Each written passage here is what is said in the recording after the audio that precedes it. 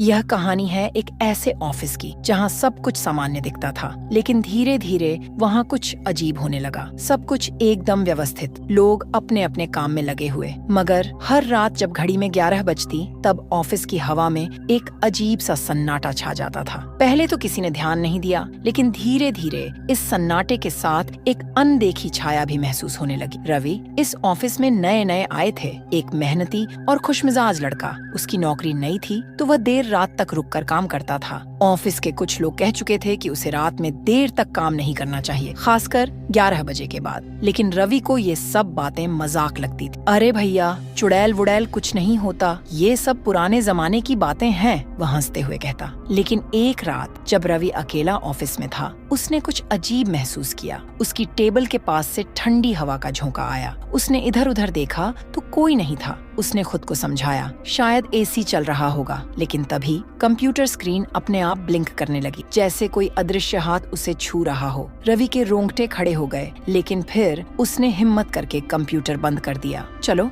आज बस यहीं तक, उसने सोचा और जल्दी से अपना बैग उठाया। जैसे ही वह बाहर निकलने के लिए मुड़ा, उसे लगा जैसे कोई उसके पीछे खड़ा है। उसने झट से पलट कर देखा, लेकिन वहाँ कोई नहीं था। उसे लगा कि शायद उसने ज्यादा काम कर लिया है और दिमाग थक गया है। वह लिफ्ट की ओर बढ़ा और लिफ्ट का बटन दबाया। लिफ्ट नीचे आई। रवि ने दरवाजा खोला और अंदर गया। उसने ग्राउंड फ्लोर का बटन दबाया, लेकिन लिफ्ट ऊपर की ओर जाने लगी। अरे ये क्या हो रहा है? उसने बटन बार बार दबाए, पर लिफ्ट ने उसकी नहीं सुनी। जैसे जैसे लिफ्ट ऊपर जा रही थी, उसका दिल तेजी से धड़कने लगा। 5वें फ्लोर पर पहुंचते ही लिफ्ट रुक गई। लाइट्स मद्धम पड़ने लगी। दरवाजा खुला, लेकिन बाहर घुप अंधेरा था। रवि को कुछ समझ नहीं आया कि वह क्या करे। तभी दरवाजे के कोने से एक परछाई सी नजर आई। लंबे बाल उलझे हुए और उसके कपड़े सफेद, मानो वह हवा में तैर रही हो। रवि के गले से चीख निकलने ही वाली थी कि दरवाजा अचानक से बंद हो गया और लिफ्ट तेजी से नीचे की ओर चल पड़ी। जब लिफ्ट ग्राउंड फ्लोर पर रुकी, तो रवि ने दरवाजे खुलते ही बाहर छलांग लगा दी। उसे समझ नहीं आ रहा था कि यह सब सच था या कोई भ्रम।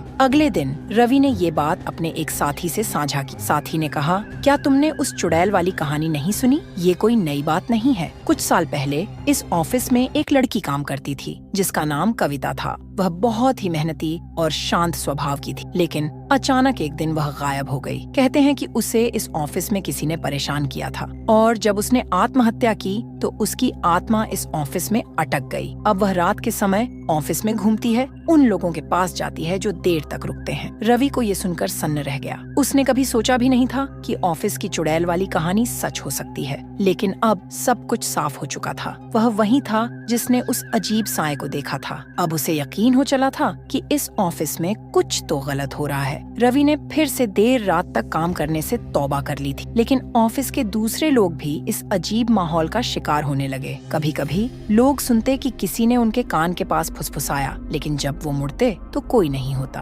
कभी कभी फाइलें अपने आप गिर जाती, जैसे किसी ने उन्हें जानबूझकर धक्का दिया हो। धीरे धीरे ऑफिस में रहस्य और डर का माहौल बनने लगा। सुनील, जो ऑफिस के सिक्योरिटी गार्ड थे, ने भी कुछ अजीब बातें नोटिस की। हर रात जब वह गश्त लगाते, उन्हें 5वें फ्लोर पर अजीब सी हलचल महसूस होती। एक बार उन्होंने देखा कि लाइट्स अपने आप जल बुझ रही हैं। जब उन्होंने कैमरों की फुटेज चेक की तो कुछ भी नहीं दिखा, लेकिन उनके दिल में अब डर घर कर चुका था। एक रात ऑफिस में बिजली चली गई। कुछ लोग अभी भी काम कर रहे थे और सभी परेशान हो गए, लेकिन सबसे ज्यादा डर रवि को था, क्योंकि वह जानता था कि इस अंधेरे में कुछ है। उसने सोचा कि आज किसी भी कीमत पर यहाँ नहीं रुकना चाहिए। जैसे ही वह निकलने को हुआ, उसके कानों में फिर वही फुसफुसाहट सुनाई दी, तुम भाग नहीं सकते। रवि ने जल्दी से दौड़ लगाई, लेकिन वह लिफ्ट की तरफ नहीं गया। उसे लिफ्ट से अब और डर लगने लगा था। वह सीढ़ियों की ओर भागा, लेकिन हर मंजिल पर उसे ऐसा लग रहा था जैसे कोई उसका पीछा कर रहा हो। उसकी सांसें तेज हो गईं, दिल जोर जोर से धड़कने लगा। जैसे ही वह नीचे पहुंचा,